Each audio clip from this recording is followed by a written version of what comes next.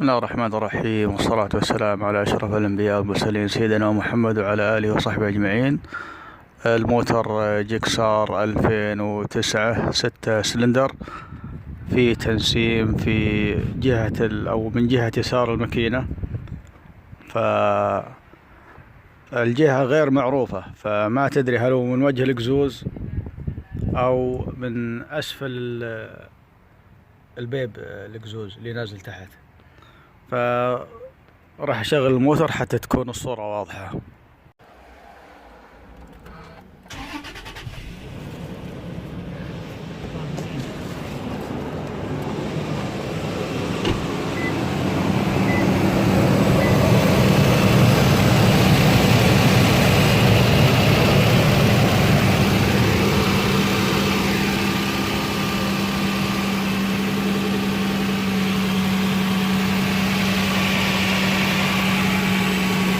في صوت تفتفة من هنا أو من أسفل الماسورة، يا أنه من وجه الإكزوز أو أسفل الإكزوز. فراح نشيك، بس الآن ما تقدر تشيك. بحاول أحط صابون رغوة حتى يبين معك التنسيم، يعني الموتر شغال، صعب عليك انك تشيك، الموتر راح يحتر فما تقدر تمد يدك.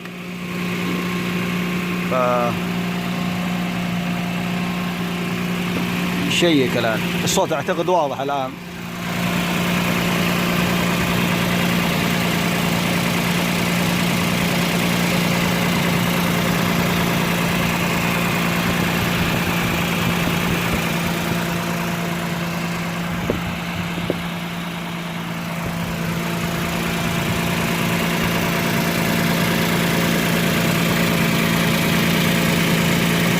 ياخذ الجهة من أسفل.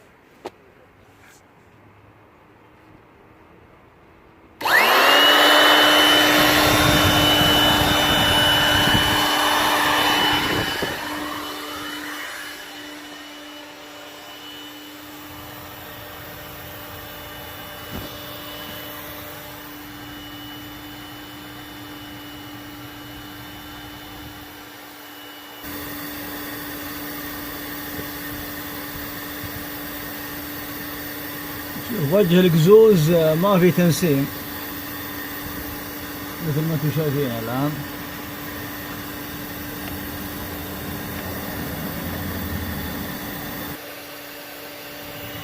ما في تنسيم،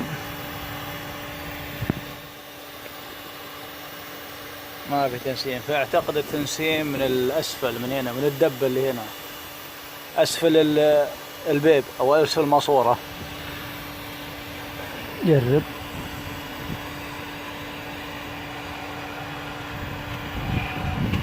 ايوه،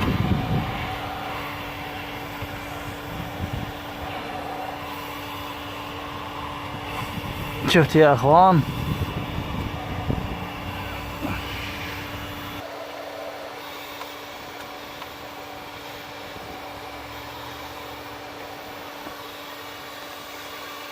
تنسيم، شفتوا يا اخوان؟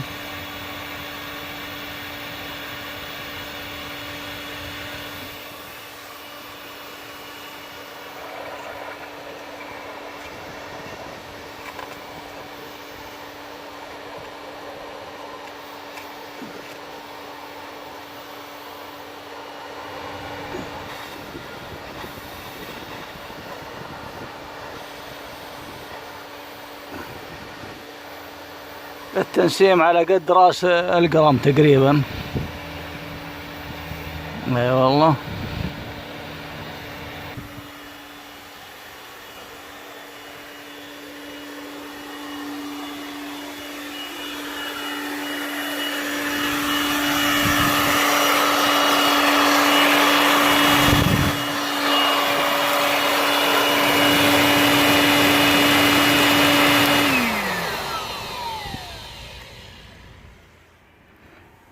حاول تنظف المنطقة اللي يخرج منها التنسيم الهواء، تنظف فرشة حديد زي كذا، يعني بقدر ما تستطيع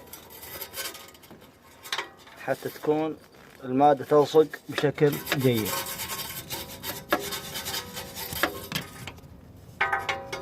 المنطقة شوية صعبة بس حاول بقدر ما تستطيع. تبدأ تنظف المنطقة من الغبار.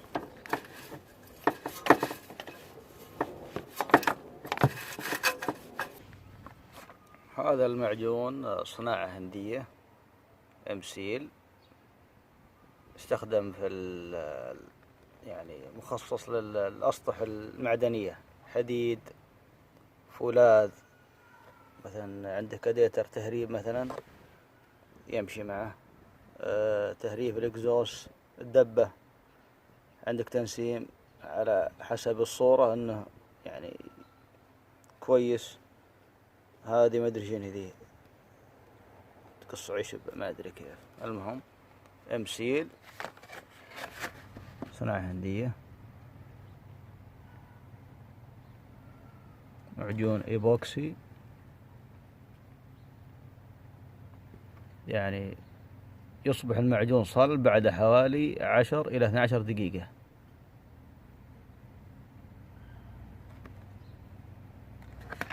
طبعا نبدأ الآن.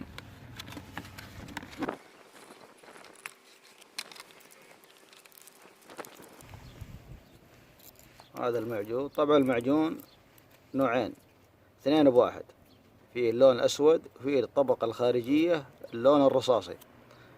تقطع المقدار اللي تحتاجه، بعدين تبي تقص مثلا هنا تقطعه وتبدأ تعجن، ثم تسكر مكان التنسيم.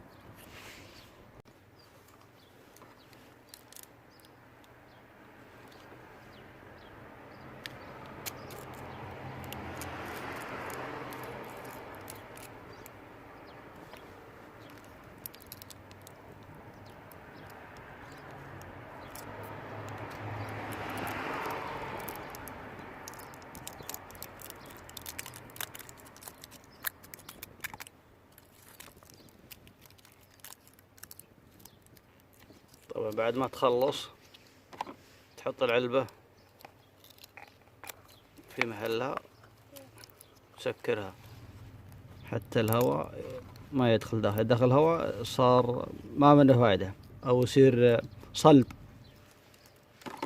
فالآن ناخذ القطعة دي تبدأ تعجنها مع بعض مثل ما انتم شايفين، أسود ورصاصي.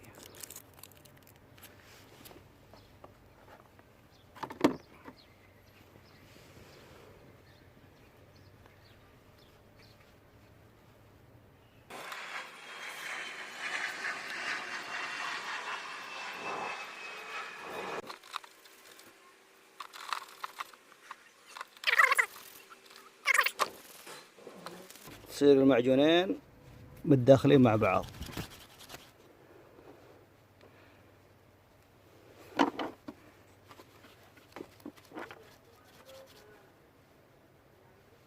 كذا تقريبا شبه جاهز.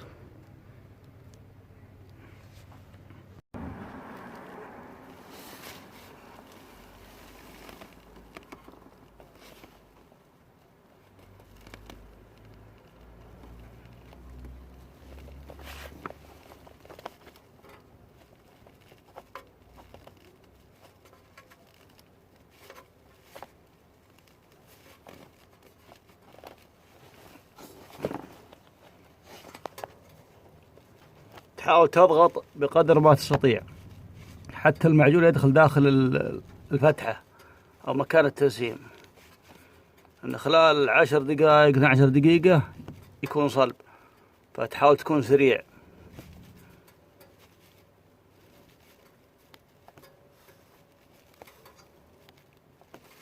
فما يمنع انك تستخدم مثلا طرف السكين، يعني حتى ما توجع اصابعك.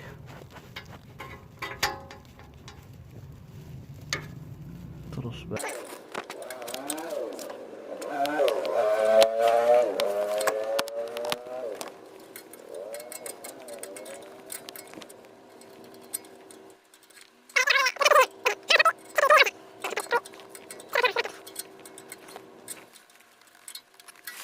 تقريبا هم يقولون 12 دقيقة، احنا بنخليه ساعة، ساعة ونص، ساعتين.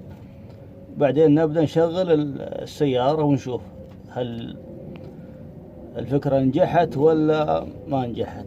إذا ما نجحت ما لك إلا الحام الحديد. بعد مرور ساعتين من وضع المعجون نشيك نشوف هل هو نشف ولا لا. يعني مثل ما انتم شايفين الآن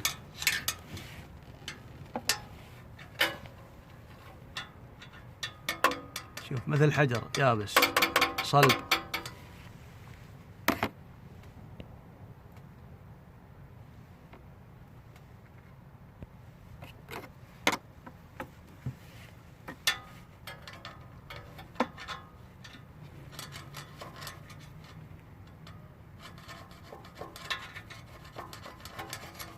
زي الاسمنت.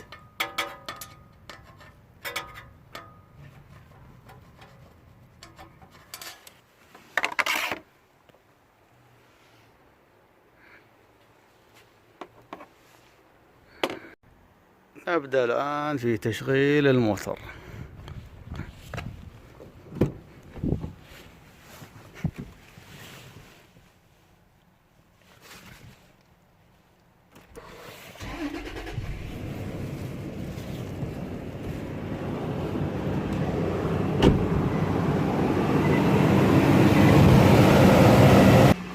تحاول تستخدم ماء مع صابون قبل ما يحتر الإكزوز، لأن إذا احتر يتبخر على طول فما يبي معك التنسيم.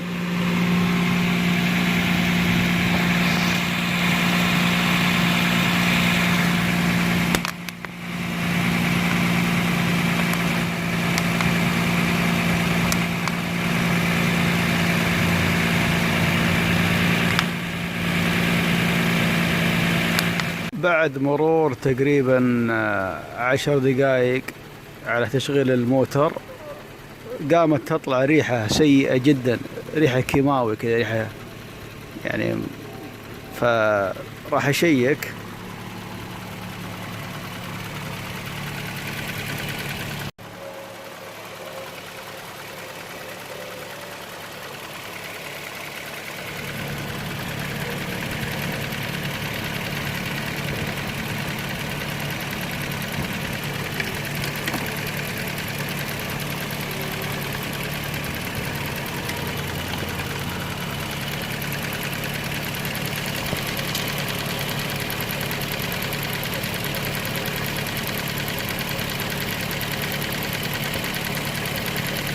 طبعا ما يصلح المعجون هذا مع الحرارات العالية، ما يمشي الحال.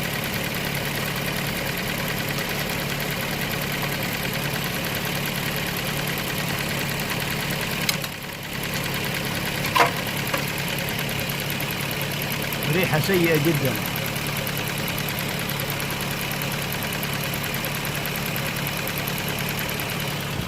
يعني ما لك الا اللحام، قديبك رديبك.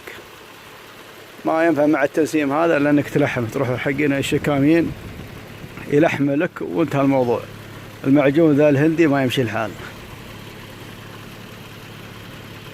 معنا، فنضطر اللحم باللحام العادي الاكسجين او الكهرباء.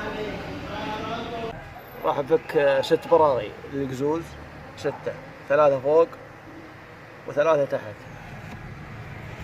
بالإضافة نفك بيب الإكزوز من أسفل الموتور برغية مثل ما انتم شايفين.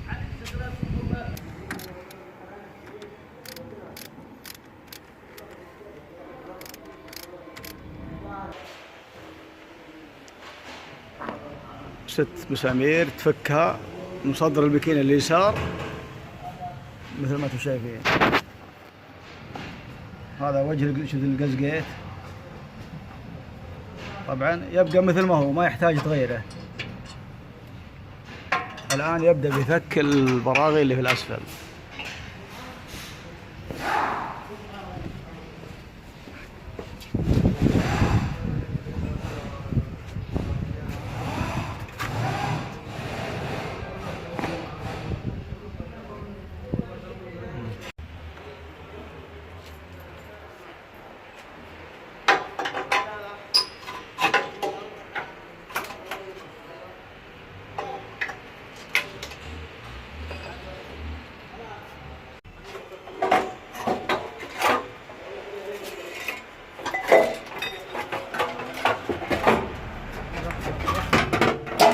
يا سلام.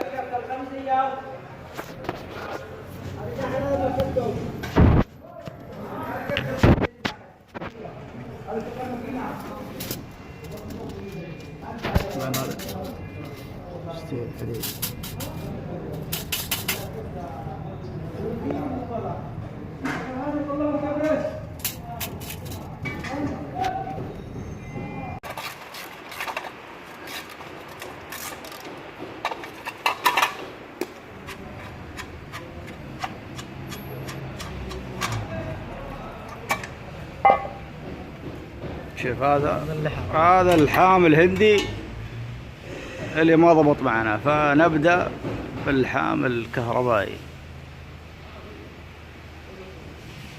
شوف هذا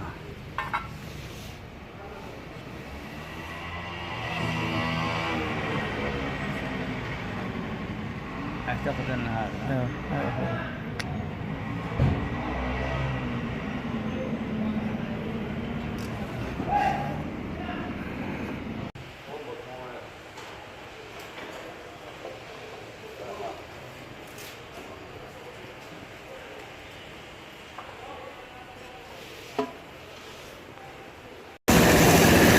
صب فيه الماء حتى نعرف مكان التهريب.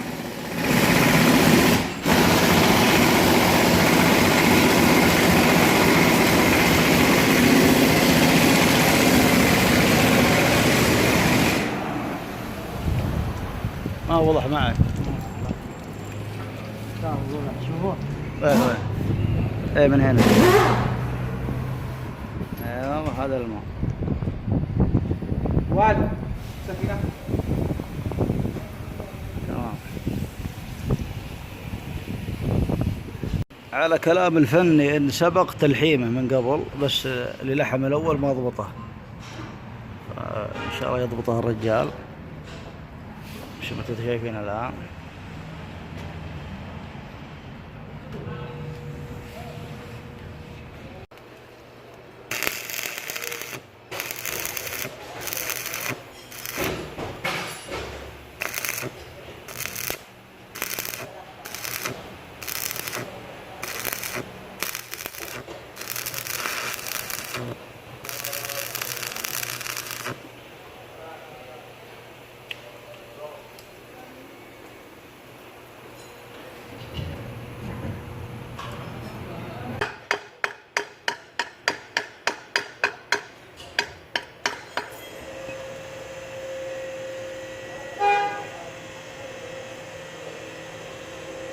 شيك عليك هذا شيء.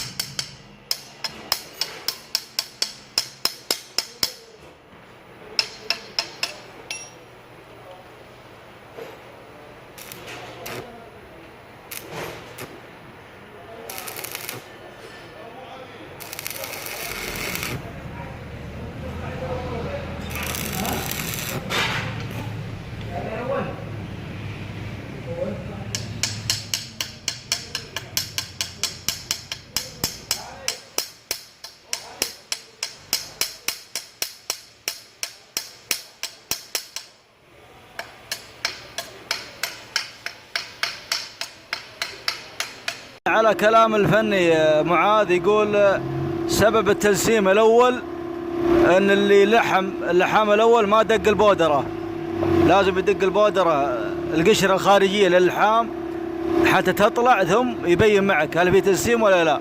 يعني لا تستعجل، دق البودرة أول وشيك.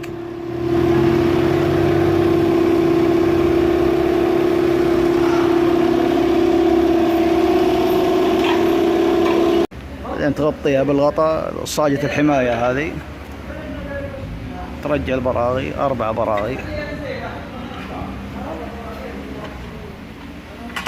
هذا لازم تكون شوف الجلبة هذه إذا هي كويسة ما يحتاج تغيير فتخليها مثل ما هي. فيها مشكلة زي الآن هذه، شوف فيها شرخ.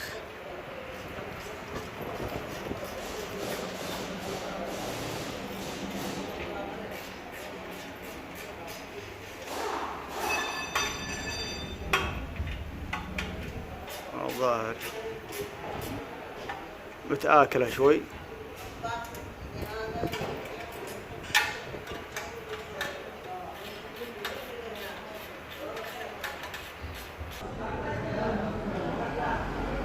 فممكن الصوت يطلع حتى من هنا من الجلبة اللي تركب هنا.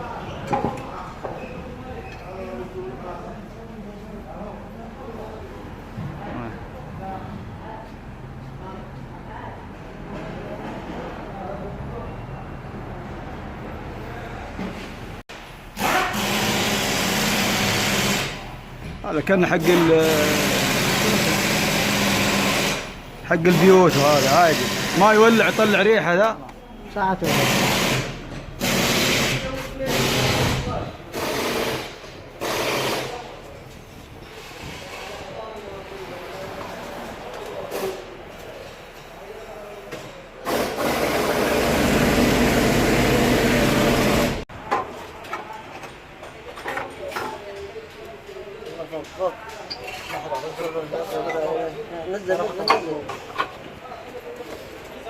خلاص هذا السلكر ما يتأثر بالحرارة ذا، ما يتأثر. هذا اللي زاد نعمة ولا هنا الباكين.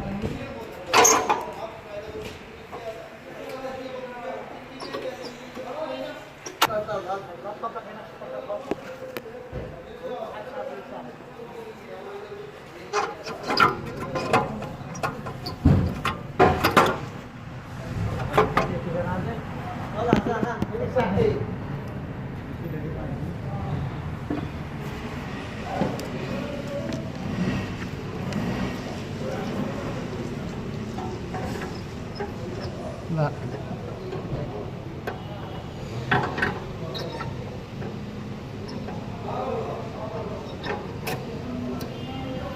يلا طبق عندك.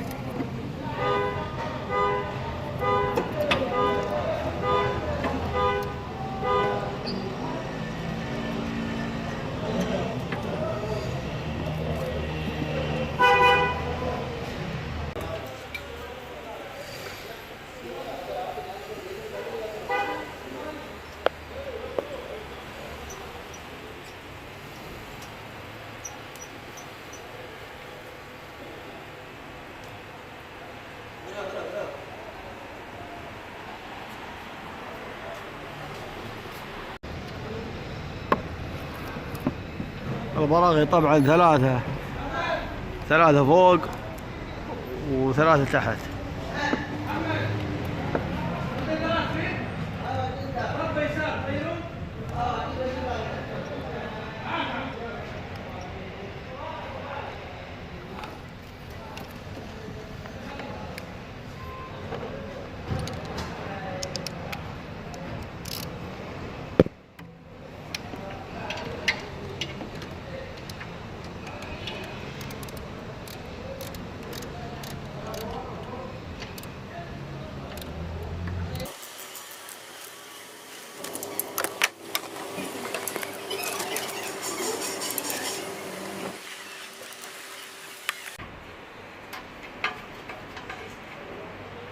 طبعا رجعنا البرغي الأول، البرغي الثاني. بعدين نشغل الموتور.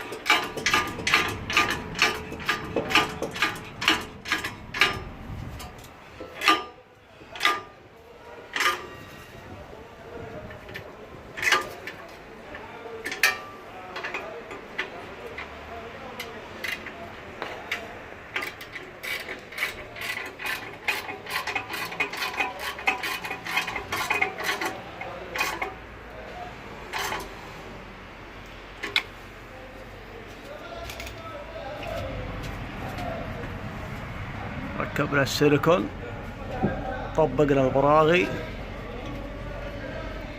وإن شاء الله الأمور تكون مضبوطة. الآن نشغل الموتور. بسم الله.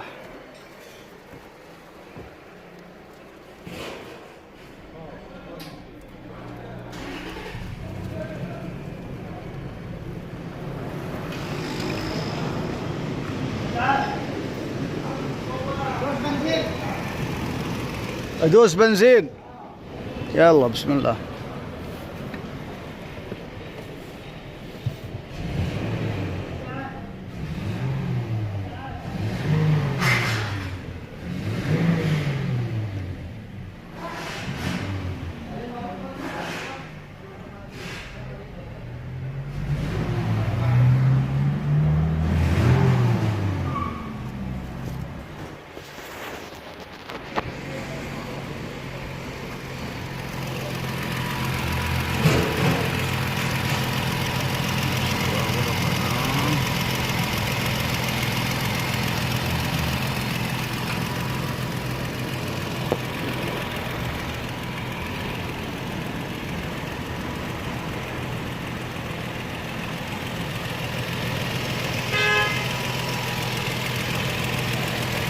صوت معدي صوت.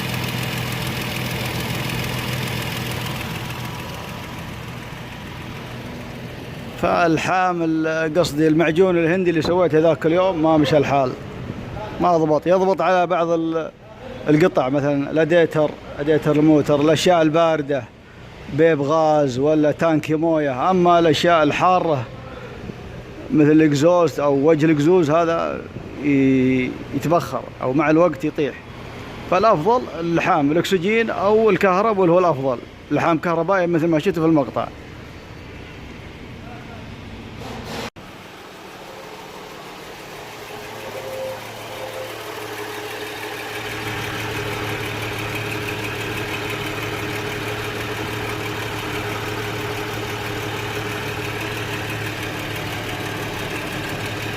صب عليه مويه نشوف نجرب.